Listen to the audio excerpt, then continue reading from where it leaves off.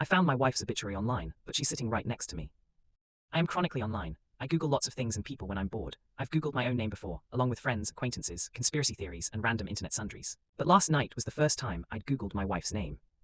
And I found something I'd never forget. The first hit was an obituary. Of course, I assumed it was someone with the same name as her.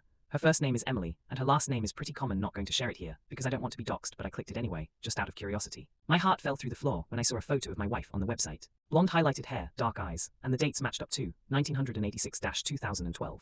According to this obituary, she died when she was 26. I met her when she was 27. There's no way, I thought, this must just be someone who looks like her, with her name and her birth year. But I knew it was too many coincidences to be wrong. When I read the actual obituary, it only cemented things for me. It mentioned her love of horses, her volunteer work at a soup kitchen through her church, and her work as a biologist postdoc. So many details matched up, there was no way it could be a coincidence. What you're looking at? I jumped as my wife came in from the kitchen and sat down next to me. On instinct, I slammed the laptop shut. Nothing, I said. Then, realizing how suspicious I looked, I added, I was looking at birthday gifts for you. For a second, her face froze, and I was worried she wouldn't buy my lie. But then she smiled, that warm smile I loved, crinkling her eyes at the corners. That's so sweet, she said, coming to sit next to me. I swallowed, yeah. She cuddled up next to me, but I felt completely on edge. The warmth of her skin no longer felt warm and inviting. In fact, a chill ran down my spine. After a few minutes, I extricated myself from her embrace. I don't feel good, I lied. I'm going to lie down. Oh, we're okay, she said, pouting.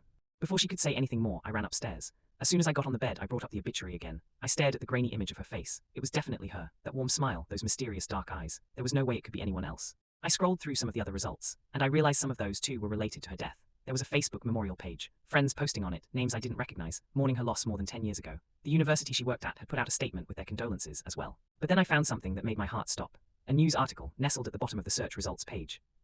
Emily hadn't just died, she'd been *murdered. My jaw hung open as I read the news article. Phrases popped out at me, no signs of forced entry, partially dismembered, and killer still at large. The news article didn't have a photo of Emily though, so maybe this was a different Emily. It had to be. It couldn't be my Emily, who was sitting on the couch watching TV downstairs. A sound jolted me out of my thoughts. The door to the bedroom, creaking open. Emily stood in the doorway, oddly still. The hall light was off, shrouding her face in shadow. Emily, I asked, my voice shaking. I came up to check on you, she said in a soft, cool voice. Thanks, I said, quickly turning off my phone and slipping it behind me. I'm feeling a lot better now, I'm fine. I'm glad to hear that, she said, her voice going lower.